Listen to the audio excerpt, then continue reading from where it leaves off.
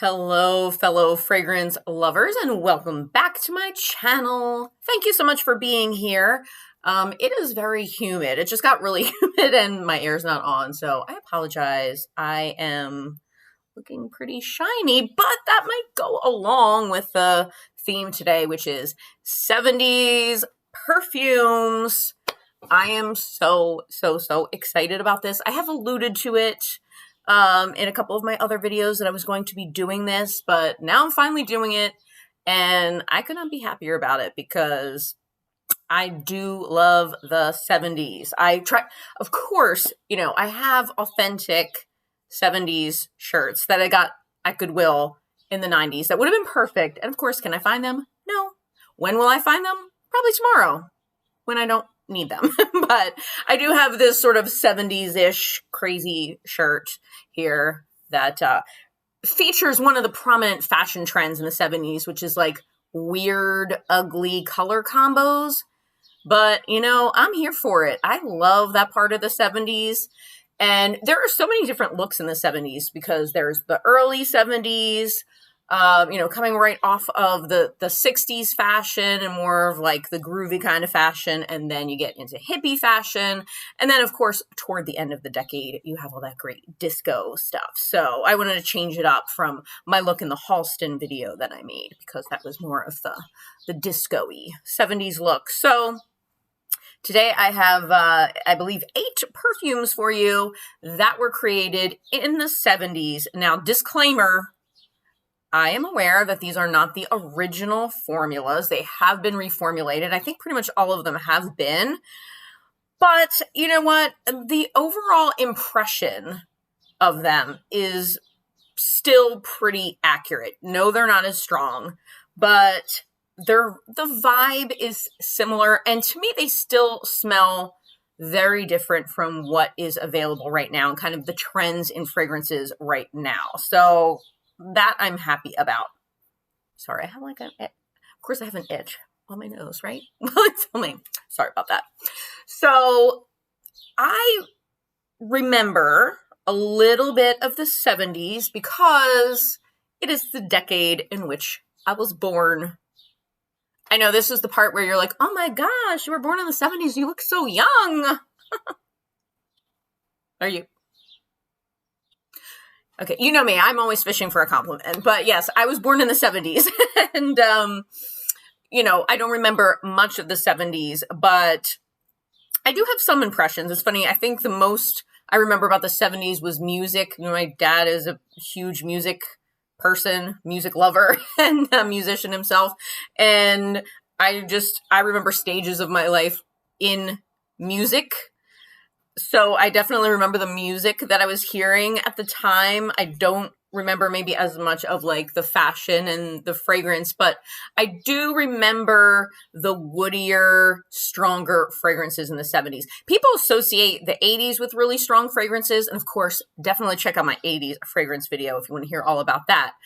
But what I'm realizing, revisiting some of these, is there were some strong perfumes in the 70s, and I think people kind of forgot that. Like in the 70s, yes, they were using like oak moss and patchouli and natural, kind of more natural smells, but they were heavy. A lot of them were heavy, and we kind of got away from the heavy fragrances, and I really miss them. So without further ado, let's jump into these 70s fragrances. I'm really excited. Can you tell? Okay. Well, I'm going to start off with this one because first off, it has given me some success on YouTube. Over 1,000 views on my Halston perfume review video. So if you were one of those people who contributed to that, thank you very much. I know that's not a lot in the grand scheme of things on YouTube, but to me, it has outperformed all of my other videos like by a mile. So thank you. But here it is. So this is Halston. Of course, this is the reformulation of Halston. I don't know how close it is to the original Halston. I have never smelled it. I don't think. I mean, I'm sure I smelled it around, but anyway, this Halston has top notes of green leaves, mint, melon, bergamot, and peach. Mid notes of marigold, carnation, cedar, orris root, rose, jasmine, and ylang ylang, and base notes of oak moss, amber, vetiver, incense, patchouli, sandalwood, and musk. So I said in the Halston video that it is quite potent. I'm getting more used to it now, so now it's like not quite as shocking. And after a couple of these, I had to like, you know, smell either for the first time or I hadn't smelled them in a long time. And I think they would have hit me harder if I hadn't revisited this first. I mean, it's pretty strong. So yes, it is weaker than the original. Yes, it's reformulated, but I will say compared to what is around. But I really love this one. It's unisex, I would say. It's definitely spicy, earthy. I don't really get many of the top notes, honestly. Like there's peach and things like that. I don't really get that. I get mostly those darker notes. It's very like incensey, sandalwood, all of that. But it's really great. And I know it's reformulated, but it does still have that 70s vibe that I love. So that, again, is Halston Classic, and that's from 1975. All right, moving right along, I'm super excited about this one because it happens to be from the year I was born, 1977, and that is YSL's Opium, Original Opium. And, you know, everyone talks about Black Opium. That's one of the most popular fragrances, apparently. I don't dislike it, but, and I don't want to say, oh, well, everyone wears it, and that's why I don't have it or anything, because, you know, if I really loved it, it wouldn't bother me that everybody is wearing it. I don't know. I just feel like, why wear that one when, like, there's this one and there's other fragrances and that family that I like a lot better, but it's not bad. Like, I have a little tiny sample of it that I'll break out once in a while, but this is the OG. I love it. Now, this isn't really the OG. This isn't the original formulation of Opium either. And also this is the Eau de Toilette. I think I just got it because of like pricing reasons, but I have to get the Eau de Parfum because apparently that one is a little bit closer to the original. So again, even though this is not the same exact formula, I mean, it does take me back. It takes me back. So this is the 2009 reformulation, I believe. So the top notes in this are mandarin orange, bergamot, and lily of the valley. Mid notes are myrrh and jasmine, and myrrh is probably my favorite note in fragrance. So excited about that. And the base notes are apoponyx, amber, patchouli, and vanille. So I sprayed this. I guess I was testing it out last week, and my tween son, he's 12, you know, I walked into the room and he was like, Mom, what is that? Like, what are you wearing? The same thing he did with Halston. He's like, what are you wearing? I said, oh, it's Opium. And he's like, it's really strong. I can smell you from all the way across the room. And I didn't even spray that much. So I guess it just goes to show you that to younger noses, like the teen noses, this is really, it comes off as really strong. And it's just funny because it was the same exact reaction he had to Halston. So my son and 70's perfumes, I guess, don't get along. Although he didn't say it smelled bad. He just said it was really strong and he could smell me from quite a distance. So I really like this. Back when I did my first summer perfume video, and I was talking about Dolce Garden, I was saying that it was kind of a weird comparison, but to me it smelled like my church when we did Vacation Bible School, because it was like a mix of like tropically things and like flowers outside and a little bit earthy, and you know, like when we would go outside at church. I know that's strange, but to me that's what it smelled like. This one, I was like, am I crazy? But this smells like my church on Christmas Eve. Like but it smells like church. I went on and read reviews. A bunch of other people said it smells like church. So I guess I'm not that crazy because other people think it smells like church. So if you like the smell of church, I would say go with Opium, you know? Like if your church uses incense, I guess. But that's what it smells like to me. And I really like it. Definitely fall and winter. I think that was the other problem with me spraying this now in the, 90-degree heat is it's not a summer fragrance at all. So just be careful with this one. Even the eau de toilette is, again, I'm saying compared to the fragrance profiles that are out there that are popular mainstream right now. That's what I'm trying to say. Mainstream fragrance profiles right now. Okay. This is a lot heavier and different, but I'm all about it. So that is Opium by Yves Saint Laurent. Okay, next, this was really nostalgic because I actually did wear this in the 90s, and I got a big old honkin' bottle here. And again, as I mentioned before, what I love about some of these 70s classic scents is they're so affordable. I think this huge bottle was like $9.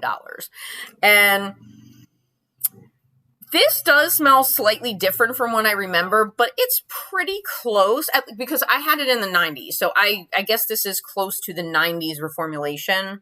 If it was reformulated, I'm not really sure how much it was reformulated because I don't think I smelled it in the 70s. And again, my reference point is my mom, and I don't think she liked Charlie. I don't think she liked it. So I don't remember this, but I do remember this smell around. I will say this is one of the smells of the 70s that I do remember. Like the vibe of it. So even though I don't remember specifically saying like, oh, here's a bottle of Charlie, I'm going to smell it. I do get the vibe from it, from my childhood. And to me, I really like this one. And apparently it was like the top selling fragrance in the world or something at one point in the 70s. It was extremely popular. And the whole ad campaign, if you've ever seen any ads for Charlie, it was, a lot of like women in little pantsuits and they look very tomboyish. And I think, one of the things about the 70s was there was this kind of backlash against the ultra femininity of the 60s. And there's all this women's lib and that whole deal, and women being allowed to be a little more masculine, being the breadwinners, all of that good stuff. And you totally get that with Charlie. I would say I wouldn't think it would be unusual for a man to wear this. But yeah, I really like it. So the top notes in Charlie are aldehydes, hyacinth, galbanum, jasmine, and gardenia. Mid notes of lily of the valley, geranium, jasmine, coriander, white lily, and violet. And then the base notes are oak moss, sandalwood, vetiver, musk, and vanilla. The oak moss to me stands out the most in this. And oak moss is one of those notes that I like it, but I can pick it out in things. I mean, it's not like I have this like amazing nose or anything. I think it's pretty easy to pick out oak moss in a fragrance. But it's really, what I like about this is it's kind of a universal year-round type of fragrance. The longevity on this isn't too bad, for being a budget fragrance, and it's a classic. So if you like the classic 70s smell, kind of earthy, musky, but with those aldehydes and some floral notes to keep it from being too deep, I think you'd like Charlie. So there are actually some other versions of Charlie. There's a Charlie Red, a Charlie White. I think I had tried Charlie White in the 90s, but I don't really remember much about it. I'm going to have to revisit it, but there you go. Charlie by Revlon, 1973. Okay, next. This is one of my recent discoveries, and I just did a video where I hauled this. And this is also by Revlon, and it is Ciara, and it also came out in 1973. I have seen this on shelves my entire life and never smelled it because I didn't know anybody who wore it.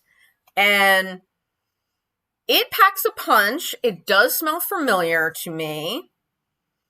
And oh my gosh, I love this. This is, to me, it is a hidden gem. Now, I got the 80 strength, and there's also a 100 strength. The 80 strength is pretty strong, so I am not sure how much stronger the 100% smells, but this packs a punch, and it is really, really good. I really like this one. And Yeah, I really like this one. It's, out of like the newer perfumes I've obtained in recent hauls, this is definitely up there as one of my favorites. And again, like $9, which I love. I love a good bargain. I just get a thrill from bargain fragrances. What are you going to do? So Ciara, top notes are raspberry, neroli, bergamot, and lemon. Mid notes are Brazilian rosewood, ylang ylang, orris, jasmine, and palmarosa. And base notes are apoponyx, incense, leather, vanilla, musk, and cedar. And I love, like, all of those base notes are my jam. If you've watched even just a few of my videos, you know that if you give me some incense and leather and vanilla, I mean, I'm a happy girl. I am a happy girl. You can put incense, leather, and vanilla in pretty much anything, and I'll be all about it. So this is, again, much more fall and winter appropriate. It almost has like a fiery vibe to it, like a little bit of a burning quality, but the vanilla really comes out in it. It's musky. It's deep. This is for a woman who just does not play around, okay? So if you are a woman who does not play around, I would say try Ciara. It is super budget friendly and I'm really loving it. I'm anxious to wear this more in the fall and winter, but I think this is going to be one of my like signature scents. Again, you don't smell anybody who smells like this right now, and I like that. So, okay, Ciara, 1973. Moving right along, we're getting a little more into the musky scents right now, and we'll start with the softest of the 70s musks, and this is an icon. Who has not gotten this as a stocking stuffer? If you're like my age, who didn't get this as like a stocking stuffer or a present from a boyfriend, or maybe it was your first fragrance? And of course, I'm talking about 1974's Love's Baby Soft. Yes, this was everywhere. And they had so many flankers, and I had like the gift sets with all the flankers. I wished you could still get them. I wore Love's Lemon. Like, that was my thing, Love's Lemon, in high school. And, you know, you can't get it. I think you can get it on eBay. There was Love's Rain, which I also love. Now they have one called Rainforest, but I've never tried it. I don't know if it's close to rain. If you've tried the Rainforest one, please let me know in the comments because I'm really curious about it. So this one, Love's Baby Soft, has musk, lavender, vanille, rose, geranium, jasmine, and patchouli. And I kind of forgot that it did have musky notes to it, like that it had patchouli in it, because, you know, it's a very, like, it's very bubblegummy, girly packaging. And you think of, like, obviously a baby, but because it's called Baby Soft, but there is some depth to it. I'm going to spray it again so I can kind of tell you my thoughts about this, like, reformulation. Oh, now I'm not. I think for some of the, a little tip with these, like, cheapies, you know, drugstore cheapies, vintage fragrances, I feel like you have to spray them. I know this sounds weird, but I think this is a thing. Tell me in the comments if this is a thing. I feel like you have to spray them a few times before they, like, smell right. Like, you know what I mean? Like, you have to get it going a little bit and maybe have it, like, sit in your house a little bit before. So it smells similar. This is one, though, that I had so many bottles of this, so I can tell you right now this is not the same. And it has a little bit of like a plastic doll head note to it. Like, it definitely smells like a plastic doll to me. But it's not bad. Like, it smells like, if you remember Cabbage Patch Kids, right? Like the original Cabbage Patch Kids, and you get them and you like smell their head, and their head smelled sort of like plasticky baby powder.